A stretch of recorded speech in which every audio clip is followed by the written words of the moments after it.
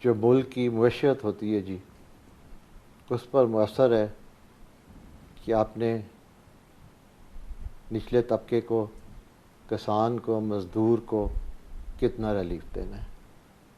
آپ کی بات سچی بات کر رہے ہیں آج۔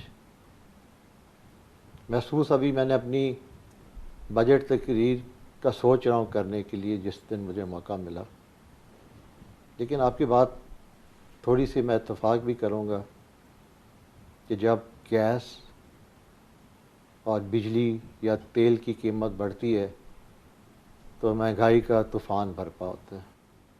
تو میرا اس سے خیال یہ، عام ایک ایسی اشیاء ہے نا جو غریب امیر دونوں کے استعمال میں جی ہاں، آتی ہے۔ یہ بات بالکل آپ صحیح کہہ رہے ہیں، لیکن جیسے کل محسوس ہوا ہے مجھے، ہمارے وزیر خزانہ صاحب نے کچھ وضاحت کی تھی لیڈر آف دی اپوزیشن کی بات پہ، کہ جو گیس کی قیمت بڑھائی گئی ہے وہ اس طبقے کے لیے بڑھائی گئی ہے جو افورڈ کر سکتا ہے، غریب کا چولہے کا اس کو کوئی فرق نہیں پڑے گا۔ یہ کل اسد عمر نے بات کی ہے، ہمارے وزیر خزانہ نے۔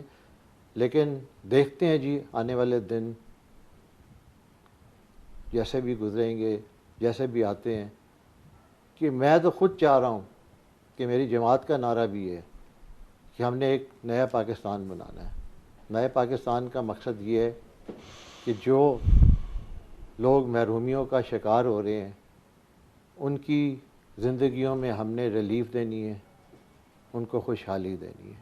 لیکن تھوڑا سا یہ بات ضرور اب میں کروں گا یہاں کہ یہ دونوں چیزیں تو بڑھ گئی ہیں تھوڑی تھوڑی، لیکن ماضی میں بھی میں نے تھوڑی یہ تھوڑی دیکھا ہے کہ اس کا بجلی کے ریٹ کا پتہ ہے کتنا؟ اس کا امپیکٹ بہت ہو جاتا ہے جی۔ ماضی میں بھی میں نے یہ دیکھا۔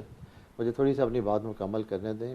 میرا اپنا خیال ہے، پچھلی حکومت یا اس سے پچھلی حکومت بھی دیکھ لیں، جب بھی یہ چیزیں بڑھی ہیں اس کا عام آدمی کی زندگی پہ بہت اثر پڑتا ہے، اور جب اثر پڑے گا اشیاء ضرورت مہنگی ہو جاتی ہیں، اس کو اپنے بچوں کو تعلیم دینی، اپنے بچوں کا خیال رکھنا، اپنے بچوں کو 2 وقت کا کھانا دینا بہت مشکل نظر آتا ہے۔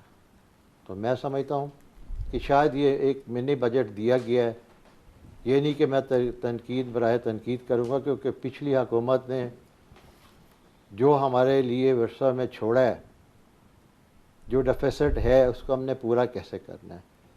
لیکن شاید یہ بھی ایک طریقہ صحیح نہیں ہے کہ آپ قیمتیں بڑھائیں اور قیمتوں سے پھر میں وہی کہوں گا کہ آپ کی میری غریب کی زندگی میں فرق پڑے گا۔ جو ریٹ بڑھ رہے ہیں اور اس میں عام آدمی کی زندگی پر جو ریٹ افیکٹ ہوتا ہے اس کا۔ بسم اللہ الرحمن الرحیم۔ دیکھیں جی، بات یہ ہے کہ جو بھی گورنمنٹ آتی ہے اس کا اپنا ایک نقطہ نظر ہوتا ہے۔ قائد محترم میاں نواز شریف کی حکومت تھی، ان کا اپنا نقطہ نظر تھا، اور انہوں نے جو ٹارگیٹ اپنی حکومت کے شروع میں سیٹ کیے تھے جن میں 3 باتیں عیاں تھیں۔ ایک تو پہلی بات یہ تھی کہ ہم نے لوڈ شیڈنگ کا خاتمہ کرنا ہے، بجلی پیدا کرنی ہے، دہشت گردی کا خاتمہ کرنا اور ملک کی معیشت کو استحکام دینا ہے۔ ہم نے اپنے 5 سالوں میں ڈیلیور کیا، ایمانداری سے ڈیلیور کیا، اور تینوں چیزوں پر ہم نے قابو پایا۔ یعنی لوڈ شیڈنگ پر بھی قابو پایا۔ نہیں، لوڈ شیڈنگ تو ختم نہیں ہوئی نا۔ آپ یہ بات کر رہے ہیں نا، میں آپ سے یہ کہہ رہا ہوں، ہم نے اس سسٹم میں 10,600 میگا واٹ بجلی شامل کی، ٹھیک ہے؟ جس دن ہم گئے اس دن ہم 21,000 میگا واٹ بجلی پیدا کر رہے تھے، اور اس وقت ضرورت جو تھی وہ 20,000 میگا واٹ تھی۔ اس کا مطلب یہ ہے کہ ملک میں لوڈ شیڈنگ کا کہیں نام و نشان نہیں تھا۔ اب جو صورتحال ہے وہ کسی اور وجہ سے ہے۔ یہ نئی حکومت جو ہے اس کو مینٹین نہیں کر پا رہی۔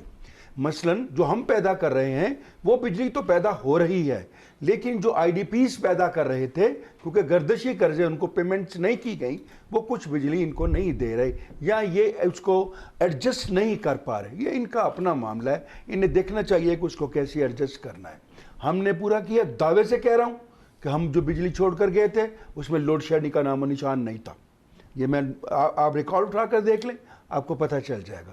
اور پھر اتنا شفاف نظام ہم نے دیا ہے کہ آپ کو آپ اس کی ویب سائٹ پر چلے جائیں وابڈا کی, آپ کو پتہ چل جائے گا آج پروڈکشن کتنی ہے, کنزپشن کتنی ہے, اور یہاں تک پتہ چل جائے گا آپ کو کہ کس جگہ پر کون سا فیڈر بند ہے اور کیوں بند ہے.